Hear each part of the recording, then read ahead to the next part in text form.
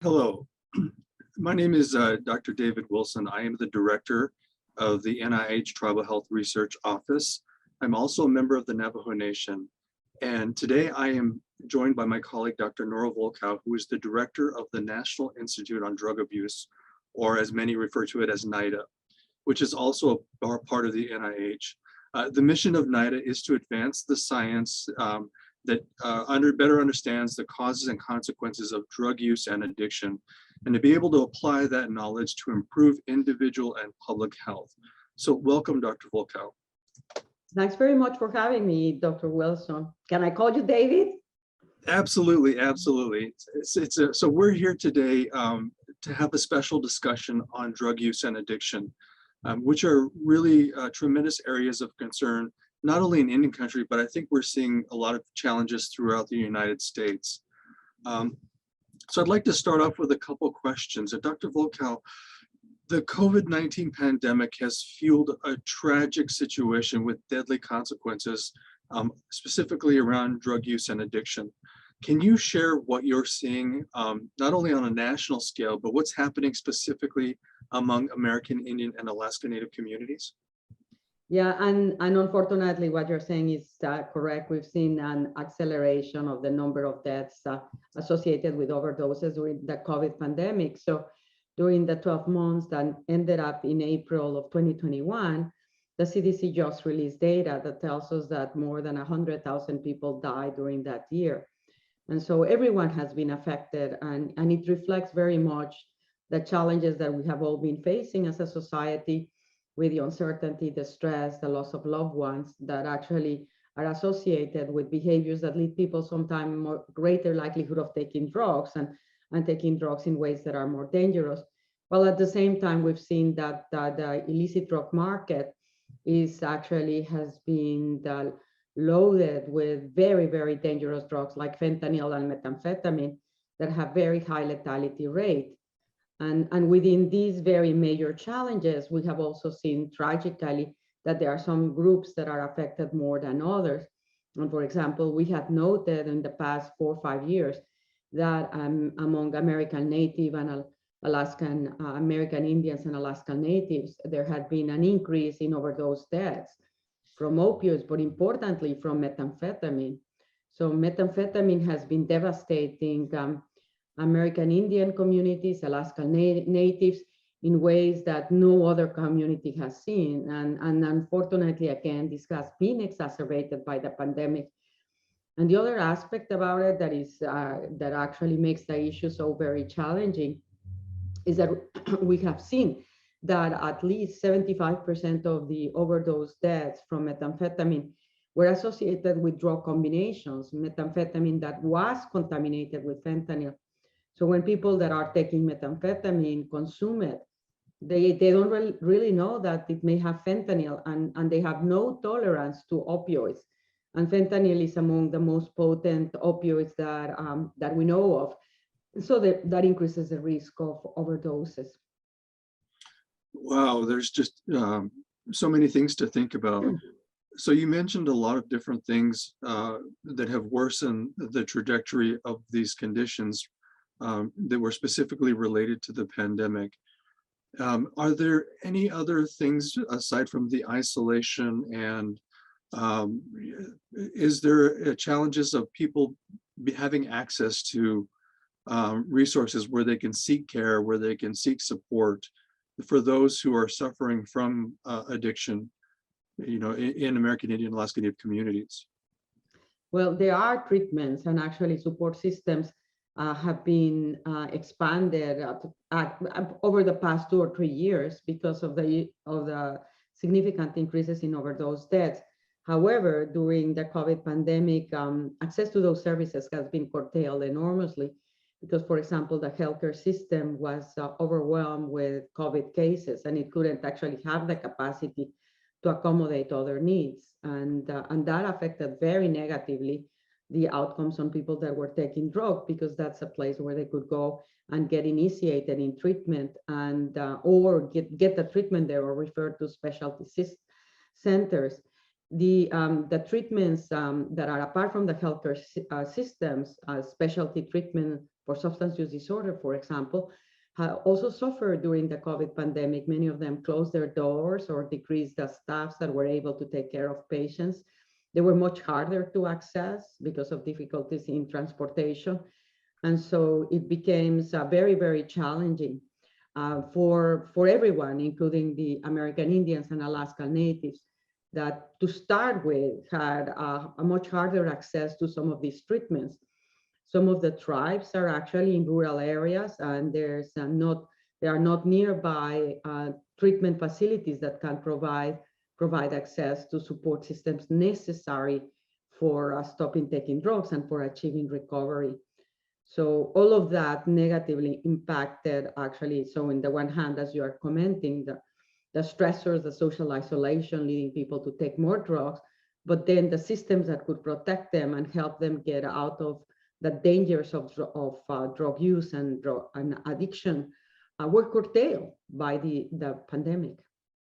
It really sounds like there's been a swell or a building wave of challenges that have just added to the complexity of dealing with drug use and drug addiction. So you're so close to these issues, and as an expert, a leader, a researcher, and an advocate for American Indian and Alaska Native communities, what do you see as strategies to help us address this overdose crisis? Well, it is, I mean, we use science. I mean, all of our main tool is actually to develop knowledge that can help optimize treatment outcomes for people with substance use disorders and prevent them. We've also, through this science, what has become very clearly is that there's not an intervention that works for everyone. And what is also very clear is that there are enormous strengths among American Indians and Alaska Natives. And I would say perhaps the strongest one that they have, and I bring it up because we should take advantage of it for prevention and treatment, is that of social networks. And there's a very strong tradition among American Indians, Alaska Natives, of the value of others, of the value of nature, of that spiritual communication of that we're more than who we are, that we belong as part of something greater, and having respect for that. And that is extraordinarily powerful. And I think that in a way, the loss of that sense of being part of something bigger is what makes people very hopeless and distressed and puts them at the higher risk of taking drugs. So what are we learning is how can we empower scientists that come from American Indians, Alaska Natives, that know that culture, so that they can develop models that are sensitive to these traditions, but importantly, take advantage of the strength of these traditions to implement them and provide resilience. So through grants, various mechanisms, we're actually, on the one hand, trying to increase and expand the very limited number of scientists that we have from American Indian and Alaska Native communities, because we need to have a much greater representation of them on the creation of knowledge, but at the same time, create partnerships in the meantime that can actually deploy therapeutic interventions, deploy prevention interventions that are likely to be particularly valuable, that are cultural sensitive to American Indians and Alaska Natives, and learn from that. So because we should all take lessons that are positive and apply them even to other communities. I really appreciate that. I think something that really resonated with me was the community approach to healing. And I think that that's something that we can all learn, that many tribal communities actually embrace. It's more of the community approach over the individual approach. So it's not blaming the individual, but it's coming together as a community and how we heal everybody, because they all play an integral role in each of our communities. So can you tell us more about the research that NIDA is doing to support tribal communities specifically, or studies that you are particularly excited about in the area of this, leading in this area of research? Yeah, there are several ones that I'm very excited about them. One of them is, again, taking advantage ultimately of resources that exist that are placed, for example, through SAMHSA or through CDC. There's been some grants that have been given to American Indians and Alaska natives in tribal communities to try to actually deploy treatment and prevention efforts. So we have, through NIDA, supplementing those researchers to actually take advantage to gain information about what works from those interventions on therapy and prevention, such that then they can be applied in very targeted ways. We also I'm also very excited about another initiative, also targeted to American Indians and Alaska Natives, to take advantage of social networks, which are so extraordinarily important to address the notion of substance use. And what we've known all along is that, particularly among American Indians and Alaska Natives, there have been always major challenges in terms of substance use with alcohol use disorders. That's one. And the other one, we've also known that among American Indians, Alaska Natives, there are relatively very high rates of suicide. And we have started to see these significant increases now on methamphetamine use and also opioid use. So the notion is within these constraints that are part of the diseases of distress, that in a way reflect trauma, that and the sense of lack of resources and empowering that American Indians and Alaska Natives have lived through their history. So, but they have that against them, but on the other hand, they have the strength of community. So this research is going to be focusing on that power of the networks to try to maximize how do we use it for prevention and treatment, and also how to use it as an early signal of distress. So in a network that is communicating properly and that has that support system, you should be able to screen and intervene early on when you see someone suffering, as opposed to what happens very much when people are in that situation and in isolation, which again increases the risk of very negative outcomes. So I'm very, very excited about these projects. We've also have a project that maximizes that. We're again saying we are the academicians, we are the scientists in a way, right? I mean, but science and knowledge can be derived in different ways. So we are asking the young people living in these communities to actually use symbols through art or other ways of expression to communicate to us what they think is meaningful in terms of passing the message that use of drugs is actually a negative trajectory, and how do they communicate that in a meaningful way to other young people that are of the same culture. And again, empowering the voices, because they were born there, they are part of this community. We have been basically, as much as we want to understand it, we are outsider. We don't have that sensitivity that they do. So again, we're trying to use ways in we can expand that so that we can gain knowledge on optimal communications and strategies that may be effective to them. Wow, that's a really wonderful example. And I think what you just highlighted is a really good example of community-based participatory research, bringing in many different communities who share different types of knowledge to help achieve a common goal. And so that's wonderful. I'm really happy to hear about that. And I'm glad that we're also seeing a trend across the agency in terms of recognizing that it's really important to think about the community when thinking about research, whether we're thinking about drug addiction or drug abuse, or we're thinking about mental health issues. So I'm glad that this is a growing conversation, and you very much so have early on recognized this because of your extensive engagement with tribal communities. So we really appreciate that. Can you briefly talk about something that's emerging and has a tremendous amount of potential, but I just don't think our audience really knows a lot about it. And that is in terms of precision medicine. And how could this actually be used as another tool to help tribes better understand addiction in their communities? Specifically, I'm thinking along the lines of pharmacogenomics, but I think that you could be able to provide a lot more examples. Yeah, no, and I think, I mean, obviously, precision medicine and pharmacogenomics has the potential of improving the way that we treat anyone, whether it's an American Indian, Alaska Native, or Hispanic, or Black American, because it actually identifies potential genes that may modify the way that we respond to a treatment, or may modify or increase the risk or resilience to a disease.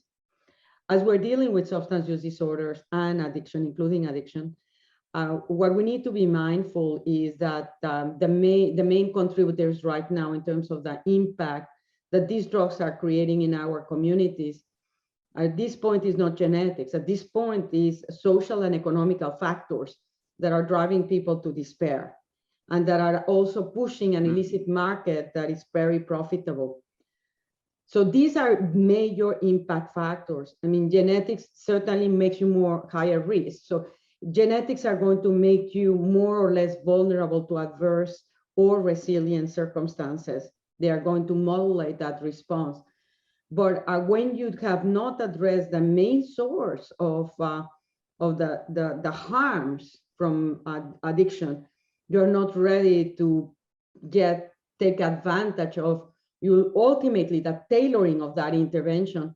I think that right now the urgency is to address the factors that are making people so vulnerable to taking drugs, to address the factors that have made American Indians and Alaska Natives so very vulnerable to right now the rise in methamphetamine and fentanyl, and also that has made them so very vulnerable to suicide. And again, we have to face that there have been an enormous amount of historical suffering and in a way unfairness towards the way that we have dealt in the past with them. And I think, which is also when I speak of them, I mean, we also have to recognize it's an extremely diverse group of incredible richness of culture.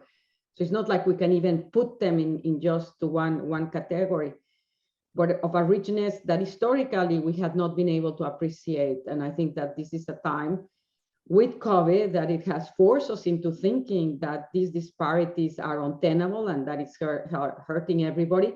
And in the case of addiction, yes, I'd love to see the day when we can look at genetics and tailor the intervention accordingly for treating substance use disorders. But right now, amidst the crisis, my perspective is we need to address the social and economical determinants that are driving many people to situations of despair. Absolutely, very, very important. Well, we are almost running out of time, so I'd like to ask you one more really important question. What is your advice to someone who may be struggling with addiction themselves, or may have a loved one that they see struggling with addiction? I would basically, my first message to them is addiction can be treated. It's a disease like many others. It's a chronic disease. So it's like if you have diabetes, I mean, it'd be great if we could give you a treatment like an antibiotic that cures you, but we don't have that. What we can do is actually give you treatments that allow you to live your life perfectly normal. And the same thing with addiction, it can be treated. It requires long-term treatment, the intensity of which can be decreased the longer the period that you have been in recovery. But recovery is achievable. And in that recovery, there's basically a return to life, to a normal life, to a productive life. And that basically is what we aim to do when we're speaking about treating substance use disorders and ultimately achieving recovery. What has happened is that people don't, when they are amidst of the distress from addiction, and they relapse and they relapse and they relapse, and many times they lose hope and says, I'm never going to be able to get out of it. And the reality that is the relapse state is part of the addiction cycle, and it does not mean that it cannot be treated. It means you have to restart treatment. So the same thing if you have hypertension and sort of you're controlling your blood pressure, you're taking your meds, and then it goes up again and you get desperate. But you just have to modify that treatment intervention and you can control it very, very well. So that is my message. Seek treatment. Do not be afraid to seek help. There's nothing that denotes weakness or being embarrassed or shamed about being addicted. They are, it's like any other disease. You don't choose to have it. Wow, thank you so much, Dr. Volkow, for being here today to discuss these urgent issues surrounding drug use and addiction. It's so critical for the NIH to continue to focus its work on strengths, resiliency, and the assets of American Indian and Alaska Native people. And I really appreciate you spending some time with us today to talk about this, again, critically important issue. And thank you for listening. No, thanks very much for having me. And thank very much for representing the American Indians and Alaska Natives.